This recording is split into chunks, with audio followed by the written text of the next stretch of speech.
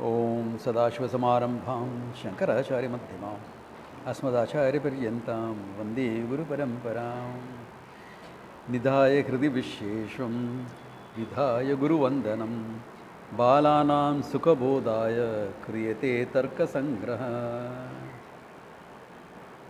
Okay, for some this will be a bit of a revision, but because of the bad connection last time, I thought I will do some of the things again. Okay? Yeah, we will do some of the things again. Okay? The next section, of course, a lot of things in Sanskrit. The question about Swata Pramanam and Parata Pramanam. Okay? Now, if you want to look at the definitions, Vipratipatti Jnanam Pramanam. Because, see, it is true, your pramana reveals things, no? Especially direct pramana, like pratyaksha. It reveals. Do you really question every perception of man? Yes. Is this a pen or not? Are you going to question? 99% of the time it is taken for what it is. Dekha.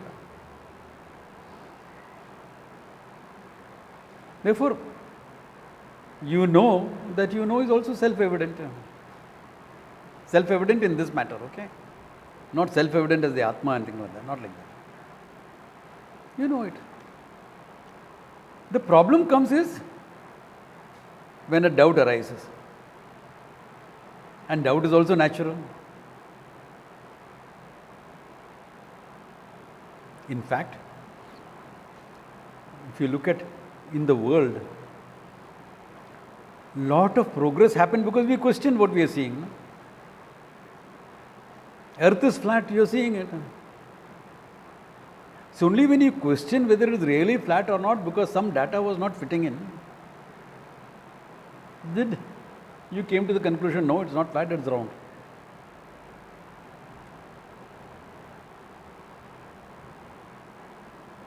Therefore, the question comes, how do we know what we are knowing is true or not? How do we know whether what we are knowing is true or not? What is the pramanyam of your prama? The question is there. What is the pramanyam of your prama?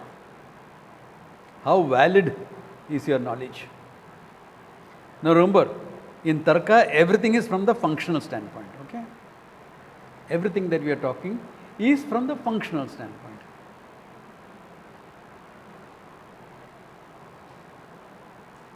Therefore, Tarka says there is Parata Pramanam.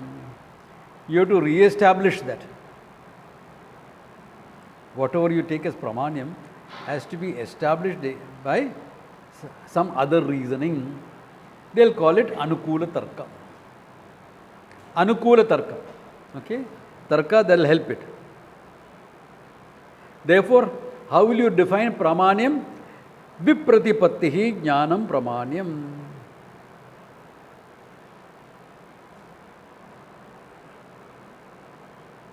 Because doubt and errors are created because of some doshas. Let's put as with pratipatti. Therefore, the one which does not have doshas, that will become pramanyam. Like in your perception, a light should be clear enough. The light should be clear enough.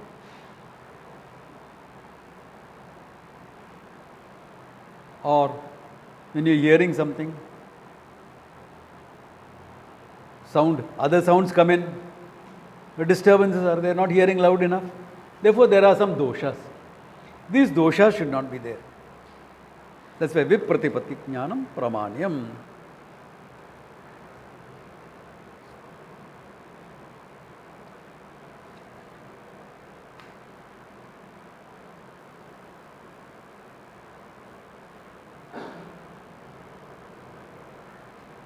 In fact, they are defining it negatively. Pramanyam is when all these faults are not there. All these faults that can create is not there. Functionally, it is true. Problem comes in other areas. Okay? Because their Purvapaksha is like this, or their stand is like this. If the Pramanyam was self-evident, you will have no room for doubt.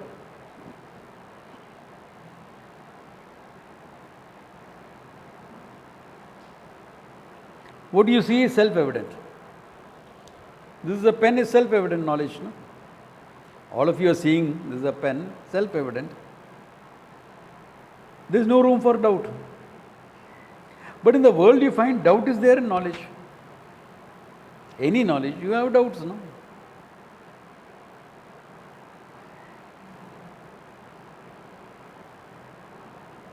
Therefore, for them, Parata is only this much. Okay, that there should be no faults in your perception. And now the problem comes in when you are in Shabda. Because for them, Aptavakyam Shabdam. Shabda Jnanam is Aptavakyam.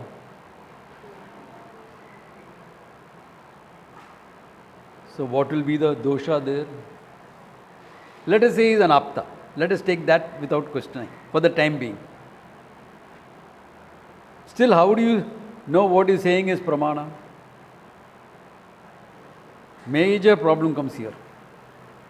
Then you will have to say what he is saying is not contradicted by anything else. No?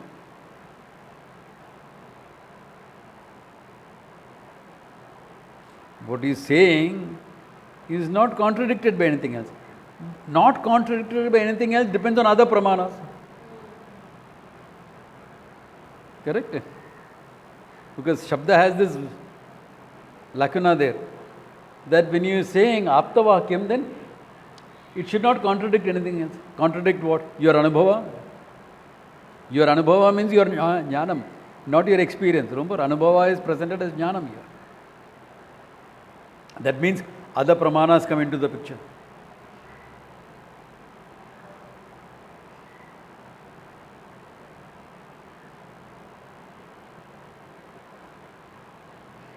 He says there is no fire on that mountain. Yeah, fire. But I am seeing smoke. I am seeing smoke. Therefore it's contradicted. Smoke hai to there has to be fire.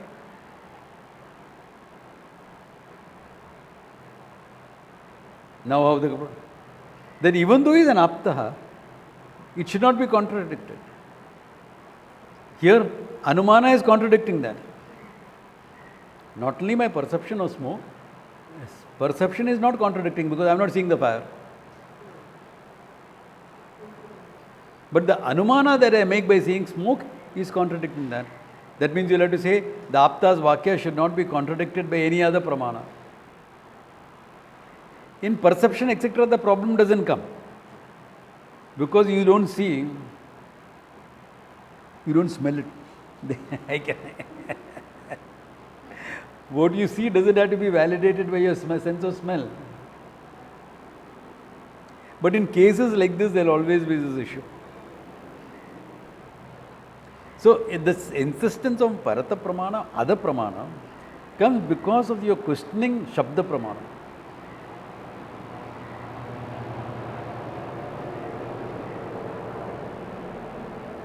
For us, it's always, for Vedanta, it's always Svata Pramana. Okay. Here, as far as most Pramanas are concerned, Anumana and no dosha should be there. That means what? Hetu Abhasa, Viruddham, etc. All this Upadi, all this should not be there. Which is true, that much we can accept. There should be no fault. That no fault agreement we can argument we can accept. Shabda में problem हो जाएगा. Are you getting it? Where the Swata and Parata comes in. Okay. The Vedanta's argument is, all right, no fault should be there. So, perception, whether right or wrong, is proved by itself only, no?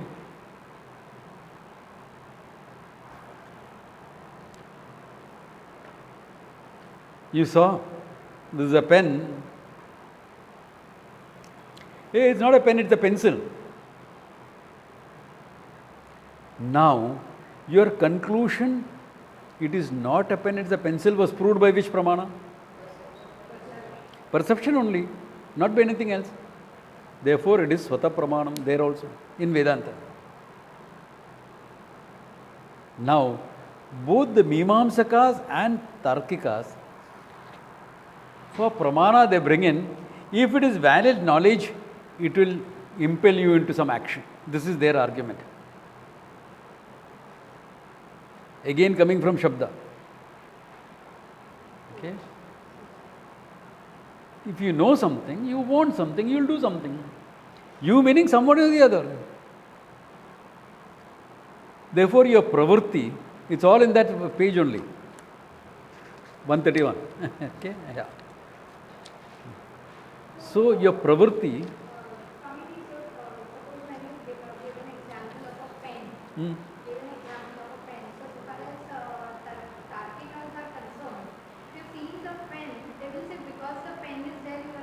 That is later.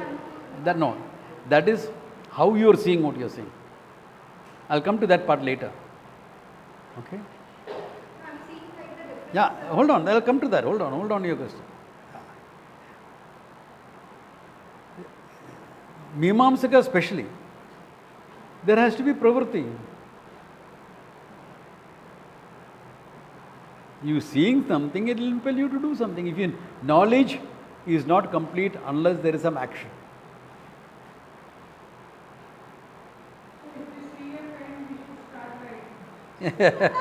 or disliking something. Okay. Now something like a pen or something is too small. Okay. Supposing you come to know this will give you $1 million. Abhi kya? Nivritti. Exactly. Pravritti. Can you see? Either nivritti is there, I don't want it. Headache hai. Or pravritti is there. Also part of that. Yeah. Too much of a headache, Baba, at my stage, I don't want to take any headaches in life. Nivritti. Or pravritti, I want it. So, in an ordinary example as pen, it may not come through. Now, what is the Vedantin's argument to that? You see a shell, you mistake it for a silver, there is still pravritti. Arey, silver coin hai kya? Dekhne do. Pravritti. You may not want it, but at least you will see, is it true? Pravritti is there. You see a snake where there is a rope. Hey, don't go that side. Or pick up a stick, either way. Submissive, aggressive. Pravritti is there. For Brahma also, erroneous knowledge also. Therefore, pravritti is not, action is not a guarantee for right knowledge. In Vedanta, not in Tarka. Tarka, they take it like that. Tarka and Mimamsa, they take that pravritti proves knowledge. We say no. In fact, a lot of pravritti is based on false knowledge only. Half the people get married because of false knowledge. I didn't know she was like that. पहला सोचने का था, पहला मालूम नहीं था.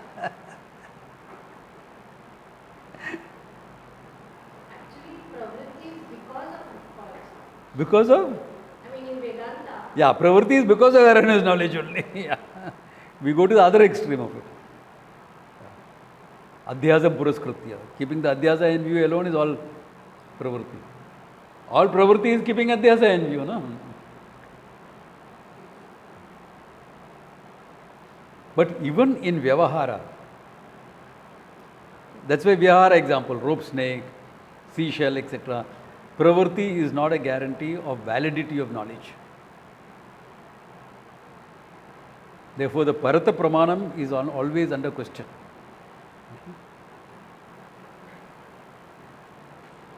But yes, we accept this much, that there should be no fault in it. Poor lighting, etc., for perception. Yeah, Manda Andhakara, as you call it. They don't say poor lighting, they'll say Manda Andhakara. Because artificial lighting was not there. It was either a natural light or your torches. Torches meaning flame. Yeah, flame. I don't know how many of the youngsters would have seen a torch, which is a flame. But when we used to go to the village, I used to go, okay? Yeah, because I'm saying it seems recent. It is not. When I'm looking at year, time frame, 50 years ago.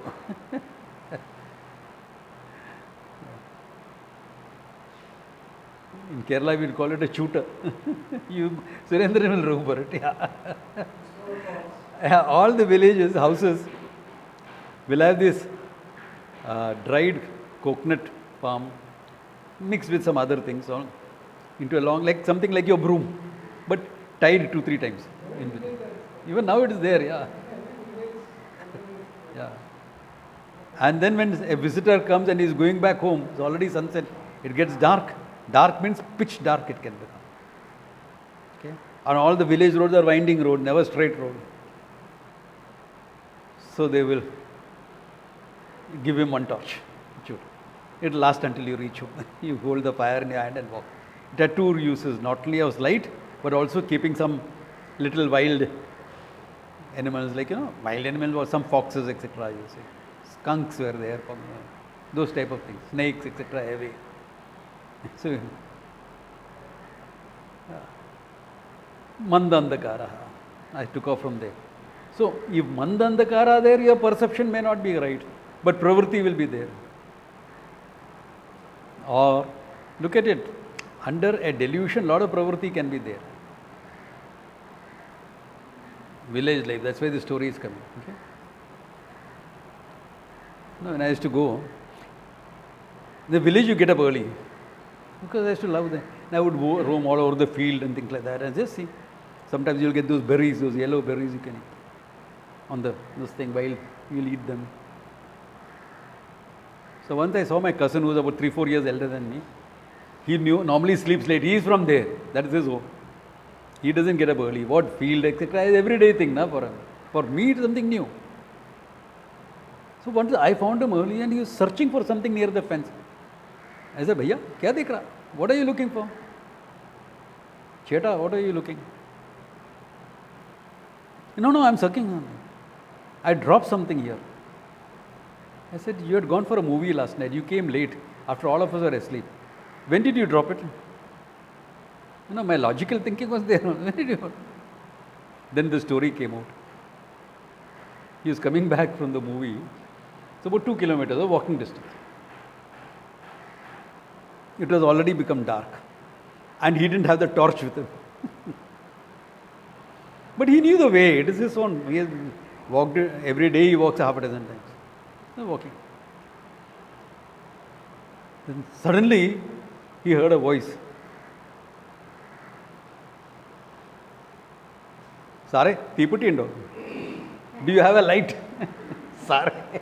Sir, do you have a light? And he jumped. Because he had not noticed another guy is coming in. He wants the light for his bidi. And he had this knife. He always had a habit of carrying a knife. And sometimes I would whack it and get it home to Bombay. So he took that knife. He said, he better not take my knife and damage me. He threw it over the fence. Now look at it. Lot of pravritti there. By a wrong knowledge that that guy is an enemy, he will attack me. Poor guy is asking for a light here. Pravritti is not a guarantee for right knowledge.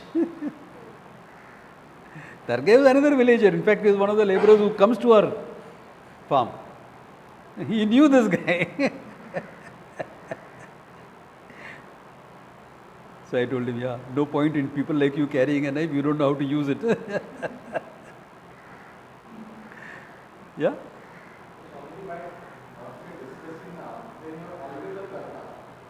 Yeah, exactly. In a way, yeah. In a way. Though we don't have it for so many things in life, exactly. So, the question of Parata Pramana really comes only when there is erroneous knowledge. Yeah. In Vedanta, knowledge is self-evident, whether right or wrong. In Tarka, it is always by somebody else. Because of these type of situations. Therefore, pravrti, that's why I'm dismissing that. I'm dismissing it right here so that you don't get the doubt in your mind, and hold on to that later on. Yeah.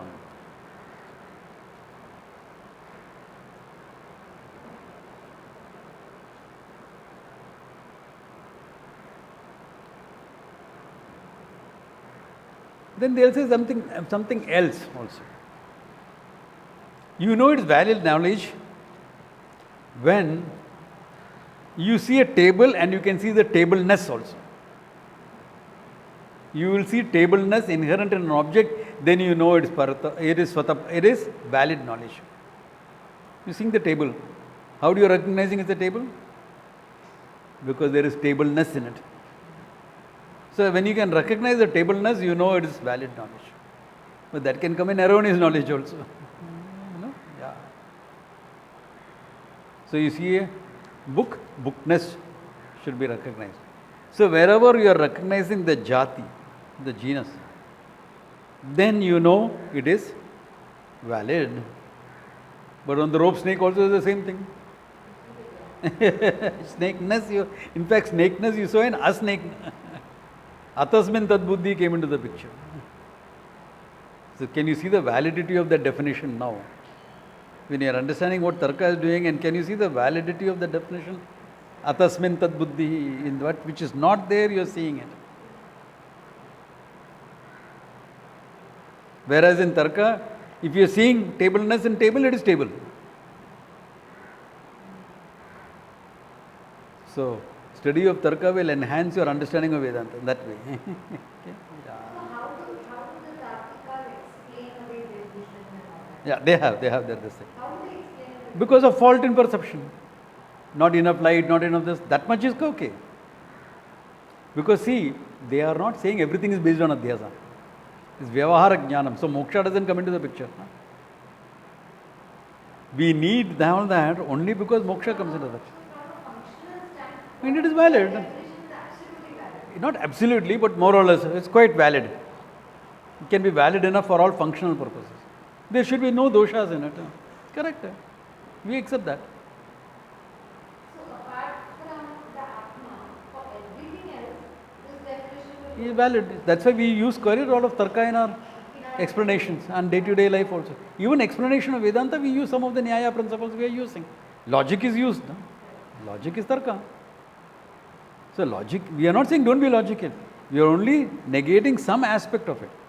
In fact, what we are negating is what we will call the Vaisheshika aspect of it. Remember, Nyaya Vaisheshika is a school. Because logic is always dependent on data. Data comes from observation or from your philosophy. So from your observation, Vaisheshikas created a philosophy. The whole atomic theory came from observation. But that became a Vaisheshika standpoint. And each object is different. Each atom is different from another atom. Actually, each molecule is different from another one. They took it as atom. I mean, that is because we are translating Anu as atom. Where they say for it to become an experiential object, it should have a minimum 3 Anus. Then molecule comes into the picture. No? When you say 3 Anus are necessary, molecule comes into the picture. So each molecule is different from other molecule because of some Vishesha.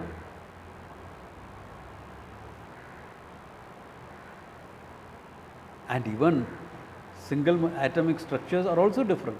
Therefore, there is a Vaisheshika coming in. Vishesha. Because there is a Vishesha from one to the other, they are called Vaisheshikas. Because categorization came in. That's why Sapta Dravya, Navaguna, etc., all that thing came in. So only those aspects we are dismissing. The basic Tarka is used. But there is a modification because the stand is different. It is not just observation. Shabda Pramanam also comes into the picture.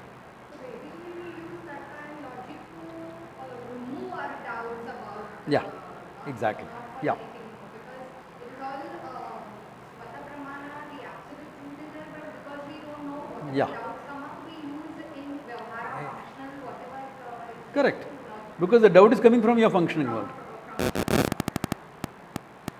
Now, not only that, what you said. How do you know this object is there? Pramana Siddham. This is an argument that is used in Vedanta to dismiss the world. So the Tarkika will make an argument, this is there, because if it is not there, I would not see it. He is right. If it is not there, I would not see it, therefore it is there. It's anukulam. The Tarka to support your perception. Are you really seeing that? Correct. If it was not there, I would not see it.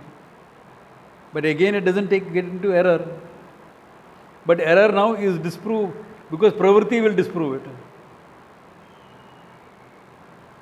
And while you say why that error happened, light was not clear, this, etc. That's how Tarka goes. Not Vedanta, Tarka goes like that. Vedantans use the same argument and extend it to show mithyatvam. Book is there because you see it, right? But if the book was not there, you would not see it. So the existence of the book is proved by you, and you being the knower is being proved by the book. No? How do you say you are the knower? Because you know the book. So there is a mutual subject-object dependence. Book is there because I see it. I am seeing it because it is there. Book is there because I see it. So I am establishing the book. And if the book was not there, I would not see it. So my perception is dependent on the book also. This is called Anyonya Ashraya, which is independently established. Tarkikas accept that I am there is like Svata Siddha, that They don't question that. That's not questioned. because otherwise, if book is establishing my existence, then So that is why Vedantins are using that as an argument. So but basically the Tarkikas don't reach the observer only. Exactly. They don't look into the Veda. They accept Shabda as Pramanam. But they don't look, because in worldly use you need. Now so many things you depend on what people tell you.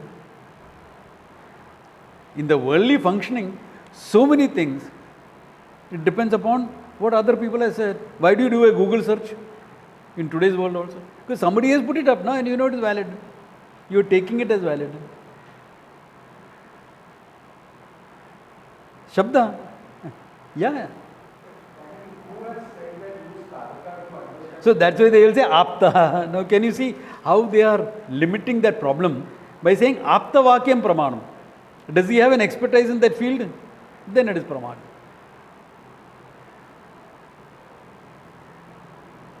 So Swamiji, if I look at Tarka as two parts, part one is the way they look at the world, Yeah. and part two is how they explain the What is the- qualities, exactly. the understanding, etc. So the part two aspect of it, Vedanta uses all the time as supporting logic. Yeah. Yes. So the part 2, Vedanta uses it as supporting logic. Correct. The basis of them Yeah. arriving at this part two is Yeah. what we believe is Exactly. Like how we use science. See, science is the same thing. Observation, and you're explaining the observations. No? What else is science? Tarka is very much parallel with science. Huh? Yeah, it's a forerunner for science. Nyaya Vaisheshika was the forerunner of science. You can present Nyaya Vaisheshika as theoretical physics of those times. Yeah, because they are a complete theory with logic, etc. supporting. Atom, this, that, everything. So it is complete in that manner. Yeah. So, but it is still based on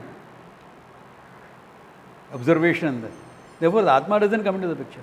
So that part of the I, which you can experience, will come under Tarka. How do I know?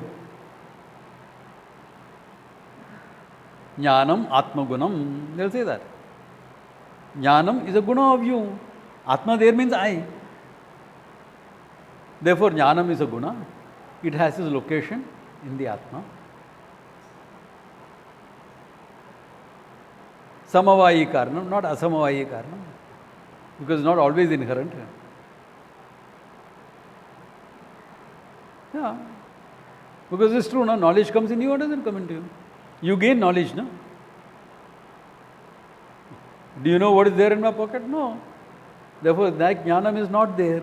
Then when I put my hand into the pocket and I show you what is there, something different for a chick. A bunch of keys, you didn't know I had it in my pocket. Therefore, this jnanam of keys came into you by the use of a pramana called pratyaksham. Correct? And that knowledge now is inherent in you by samavayikar. Okay. Or whatever else you want to put into it. There are a lot of arguments on that.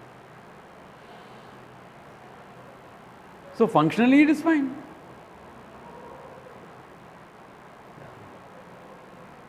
Then when we are saying jnanam, atma swarupam, that's entirely a different standpoint.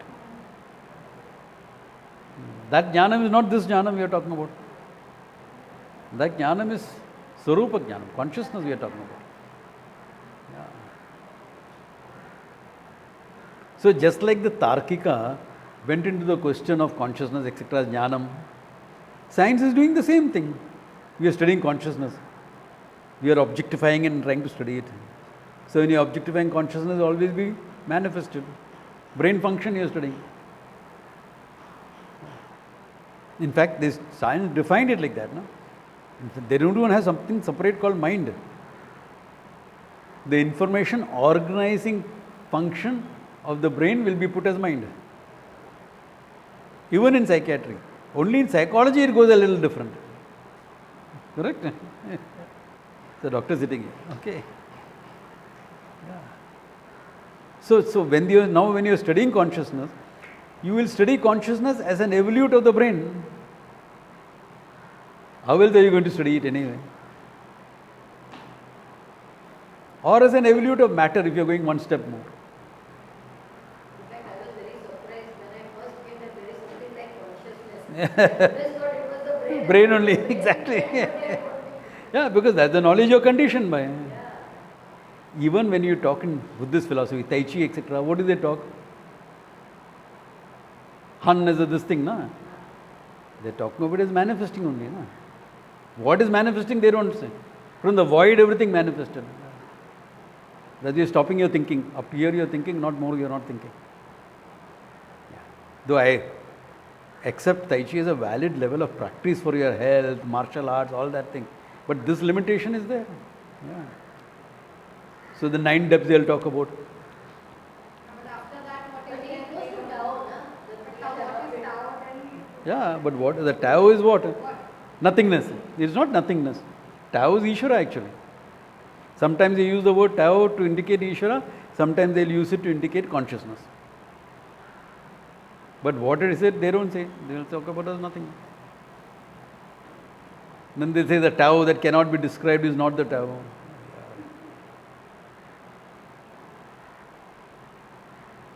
There is where I differ from the rule. As practice, fine. Health, martial arts, energy work, all that is good. Take care. Yeah, all that is fine. Yeah. Someone said, no, it is all in India, but Buddha took it and developed it further. So I asked him, so when Buddha developed it further, who is the inheritor of that knowledge? Because Buddha didn't do any martial work. Okay? He was all about ahimsa and things like that. Send people like Bodhidharma and all. Great warriors, I accept. I said, but could they come? Could they take a blade of grass and charge it with a mantra that can destroy a whole country? Utna martial arts tha kya? Brahmastra. Drona could do it with a blade of grass. We are not talking about the Rishi level. Parishurama doing it. No, forget all that. All those avatara rishis. We are talking about a mortal like Drona who had ambition, power, all that he wanted. His son Ashwatthama, he could do that. Or in an arrow, ordinary bow and arrow, all the could they. So what are you saying? Buddha developed it further. Either develop ho gaya. In fact, it got reduced. Not reduced.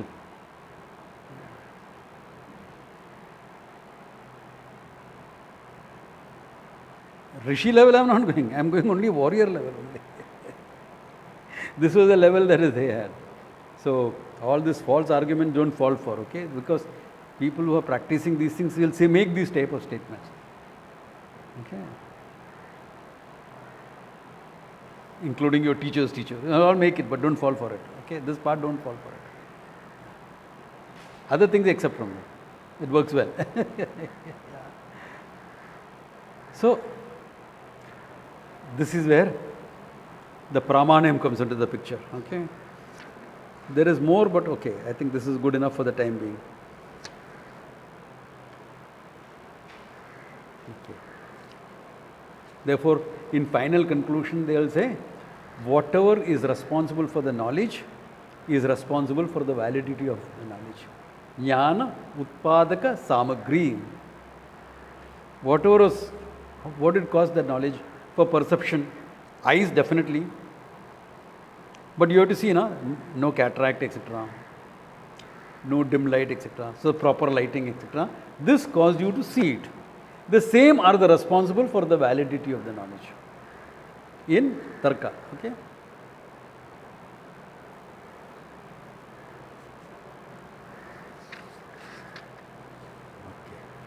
Then they also have something called erroneous perception, which we saw in brief last time. Okay? Okay. Ayarthartha anubhava. Ayarthartha jnanam. Error, in other words. Okay? Erroneous knowledge. And remember, anubhava jnanam, not experience. Okay? Trividaha, threefold. What is that? Samshaya, viparya, tarka bheda. Samshaya, doubt. Viparya, completely opposite knowledge. Tarkaha, we will come to that. Okay? Doubt. Ekasmin dharmani viruddha nana dharma vaishishti avagahi jnanam samshaya. A jnanam. Jnanam will be what? With respect to one thing, no? This object. Okay? Viruddha, opposite. Nana dharma vishishta avagahi. Other dharmas coming into the picture. This is rope. Therefore, is conditioned by rope dharma, right? If it is clear, but now when you are suspecting, is it rope or snake? Doubt. Doubt is like that. Where you are seeing something, I think it is rope, but other things are also coming into the picture. What? I am seeing some gunas of snake also that looks like a snake. Scaly skin दिखता है मेरे को थोड़ा. नाना धर्मों को. Doubt is that when you are not concluded. A doubt is not concluded because you are seeing viruddha dharma in it. This is true for anything. Vedanta also will accept it to a great extent. Viruddha dharmas you are saying. Opposite qualities. Only then you will have a doubt. Okay, we will have a doubt only when you are seeing opposite things. See, if you are seeing that it is long, that's not viruddha dharma. No? Snake can also be long, rope can also be long. Long can be both. So it should be viruddham. It looks alive. That is viruddha. There is movement there, viruddha dharma. No, but I think it is still, it is not moved from that place. Viruddha nana dharma. Then only then there is a doubt. Ekasmin vishay. Viruddha nana dharma avagahi. You are seeing different things. Or your mind is projecting different. Either way it can be. Okay, that is called samshaya. Yatha stanu va purusha va is given example. In a dim light you are walking.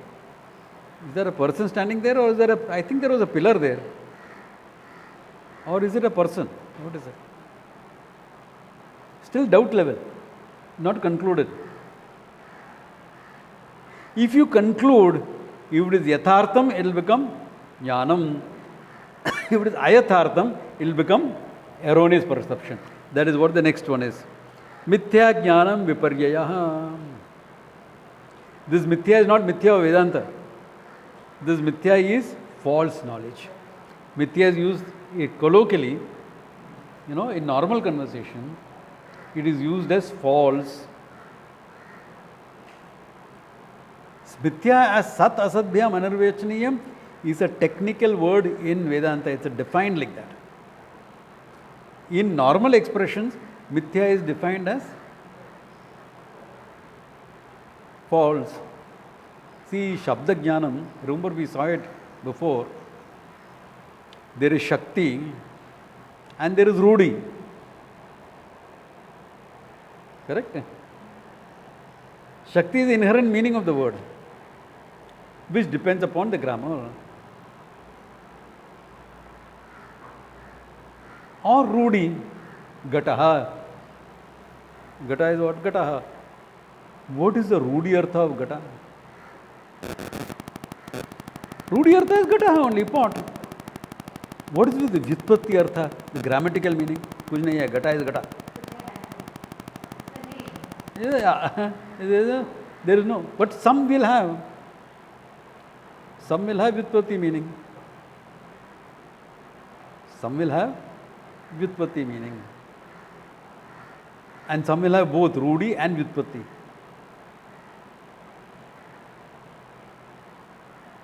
Bharata, for example. Somewhere I read an article last week. What do you say? Bha is for Ra is for Raga, Ta is for Tala. A great, I think Wednesday or Thursday paper it came. Last Wednesday or Thursday. Speaking tree. I normally don't read it. I saw the name and said, let me see what the champion is saying.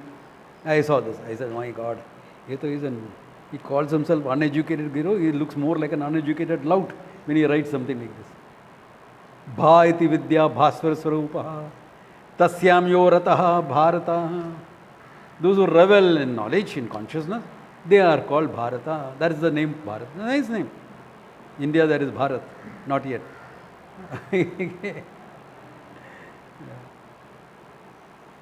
Nice name. Couldn't have a better name. But there is a Rudi Artha for Bharata also. Shakuntala son Bharata, after which the country was named. Not Rama's younger brother. No. It's Shakuntala son. He's older. Yeah. So you mean to say there was no name before that? Of course there was. Aryavarta. Thana. Before that also there was names. The land of the Aryans. So Aryan invasion was not there. Aryavarta it is called. And who is an Arya? Thought, word and deed are integrated, such as an Arya. So, very clear. See, look at it, all these definitions are. But sometimes the Rudi and the Vyutpatti Artha will be used only for a particular thing. Pankaja. Abhi thoda trouble diya na diya.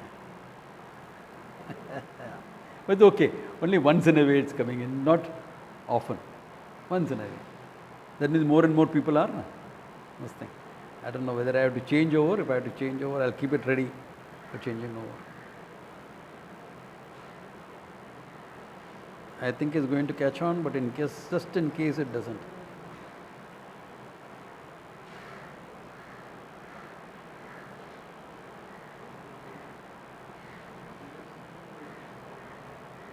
Yep, I think I'll have to change.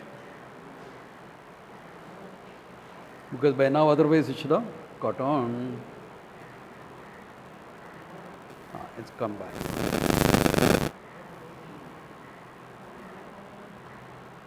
Those who are online, can you hear me and see me? Please respond.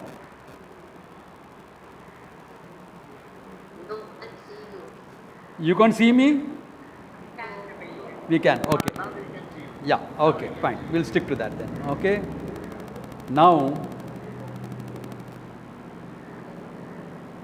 when you use the word pankaja, that which is born from mud, can be anything. No? Born in the water or this thing. It can be anything. But what is it used for? Lotus. Even though it can stand for anything, it is used only for one thing, lotus. Or a person also nowadays, Pankaj. That is why, because he is supposed to have lotus-like eyes, lotus petal-like eyes. That's the understanding. Pankaja is normally used for women, not men. But nowadays you use it for men also. Okay.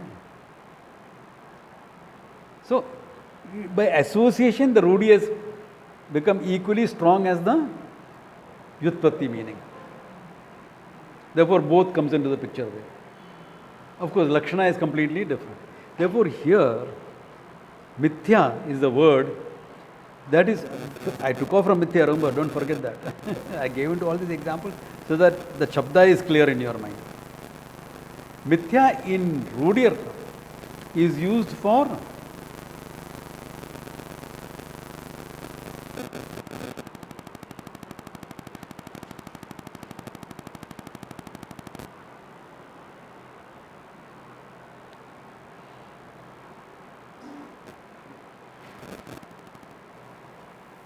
where did the hot point go off? Okay.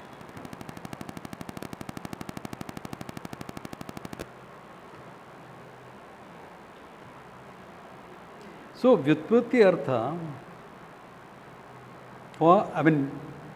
Rudi Artha for Mithya is false. Now, Vedanta has taken that word, redefined it differently. Sat asadbhyam anirvachaniyam Mithya. So, this has come about as a redefinition. Okay.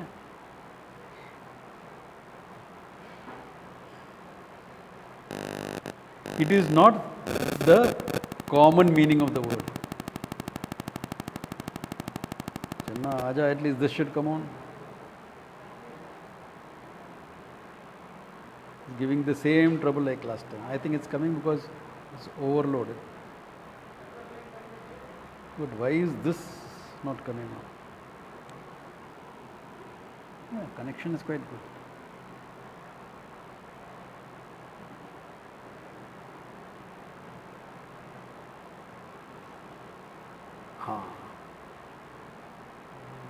G and connect. Now this will be better. Yeah. So here when you say mithya jnanam viparya, false knowledge is called viparya. Yatha shupto idam rajatam iti, like mistaking a seashell for a piece of silver. That is called Mithya Jnanam. That is very clear. We have seen it elaborately. Then Tarka. Vyapya aropena vyapaka aropakaha tarkaha. Tarka is when you are making certain assumptions to prove something that you are seeing, which may not be true. Which may not be true. Like Parvato Dhumavan. Therefore, Vannivancha. There has to be fire.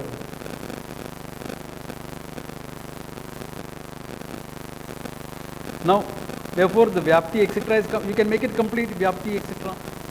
Okay? Yatra yatra dhumaha, tatra tatra vannihi, yatha agni, you know. Shalayam, Pakashalayam, etc. All that is made. Now the character is saying, I am not convinced about him. Now you are here is where Tarka comes in. Yatha vanni nyasyat dhumopi nasti.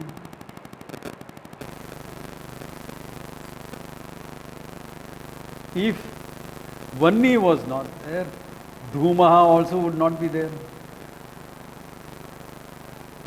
Is that correct? Because Vanni can be there and Dhuma not be there. No? So the supposition, the presumption that you have made is not valid. The presumption that you have made to prove your point is not valid. Such an argument is called Tarka. Such type of proving things is called Tarka. Because, look at it, it looks logical. I'm not sure. No, here, fire is there. Because wherever there is smoke, there has to be fire. Now, that's a valid argument. I'm not convinced. Arey yaar, if there was no fire, where there would be smoke? Arey, barabar. You will say that also. Not valid. So this is called a false assumption. Tarka is a false assumption.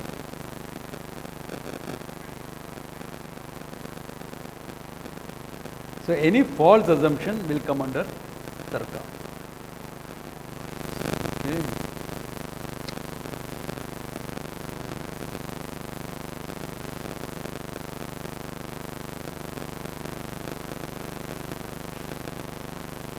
Meeting has been ended by host. एक किधर है?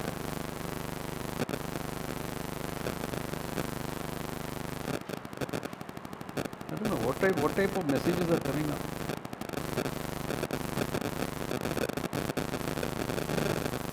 Anyway, it's almost close to ending.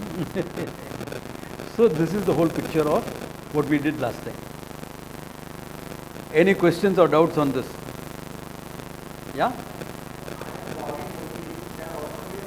I am? Yes. Is a Mithya Jnanam. Yeah. As far as Vedanta is concerned. Now in Tarka, it will be considered valid knowledge. Perception, can you see that? Yeah. That's why now look at it. They will give Anukula logic, which you have given, which is not Tarka, in the sense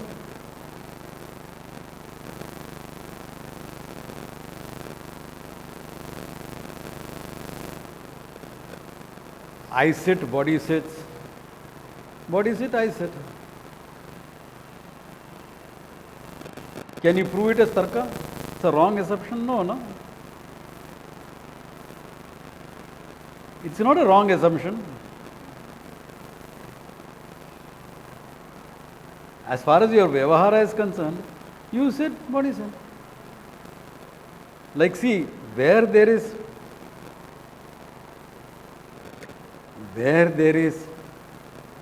if there was no fire, there will be no smoke. That is an invalid assumption, right? Vyavahara dashaya. Can you see the same thing for body sit, I sit?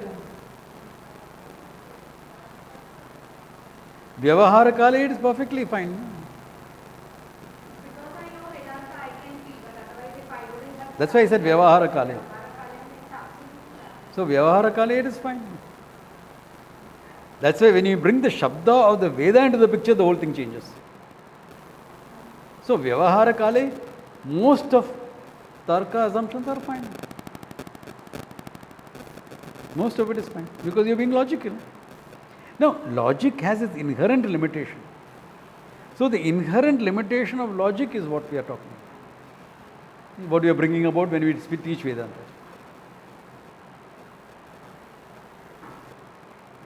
Because Ishvara cannot be established logically, Atma is not established logically. For that you need Shabda Pramana. Because it's based on, everything is based, right? Yeah. On the beginning of Alpha. So only there it is applicable. Otherwise in the world, fine. So the disconnection happens in the way they define Shabda and we define Shabda. Yep. Their Shabda is linked to a person, etc. Yeah. Whereas ours is not. Exactly.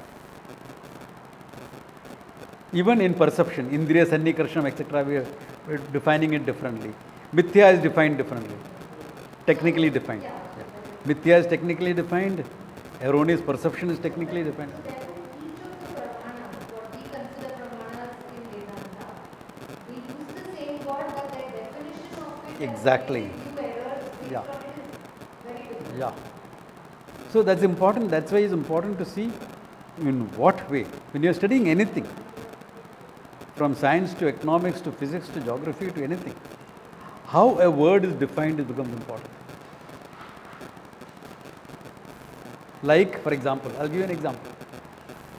In engineering, we'll say, I have to make this engine or this measuring instrument little less sensitive. And the psychologist will say, why are you making it less sensitive?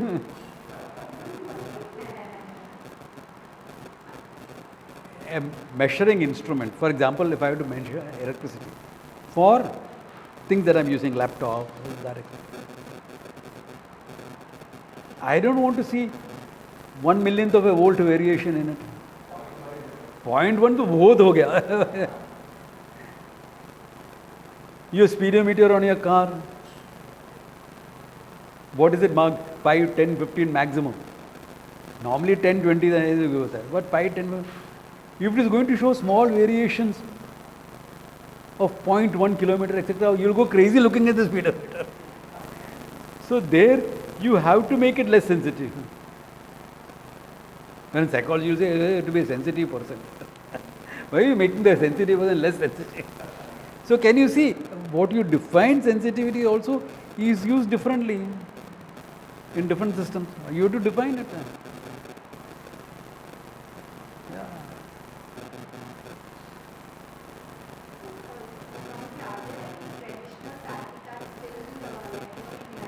Yeah, you see, if you don't study with, Tarka was common thing taught in all Gurukulas. How are you going to make a child logical in his functioning? You can't have illogical functioning. Therefore, Tarka was common knowledge. Now, in the Tarka erroneous, there are 5 varieties of it. But I'm sure you don't want to go into the 5 varieties. This is enough. When you're studying higher levels, 5 varieties of Tarka is there.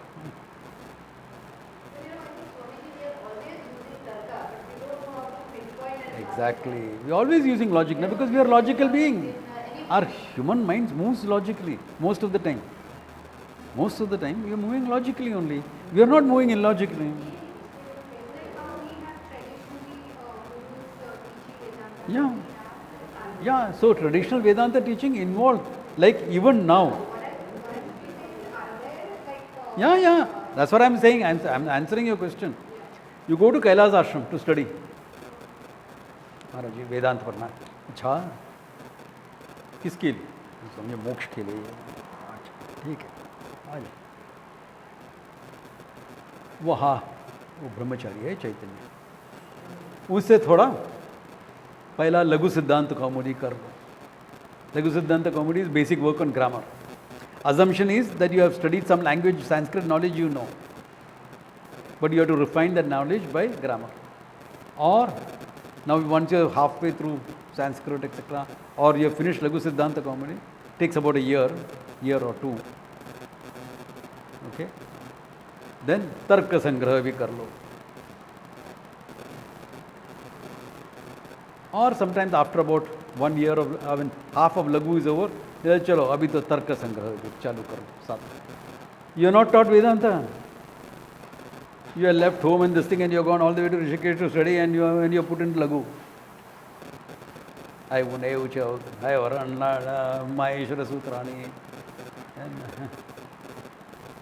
Adi Vriddhi, Vriddhi Radhi, all that thing you will start. And then you study Tarka. Only then, after Laghu and Tarka Sangraha is over, you will come to Vedanta. Why we don't teach like that in our ashrams? In our ashram, we are getting people who are generally very well educated. Minimum graduate level education is there. That means your logical minds have developed to an extent at least. We have to refine that. Logical mind has to be refined a bit, but basic logic is there. Therefore, we don't teach it that. Though I am debating with the idea of introducing some Tarka when I do a full-time course. Thoda sa. To make people a bit more logical. After the Prakarana Granthas and all are over. Thoda. Or at least some ideas of logic I will bring in. Because generally I find like the way, that's why my way of teaching now is different from the way I taught Tarka Sangraha earlier. Because I am showing you the errors simultaneously.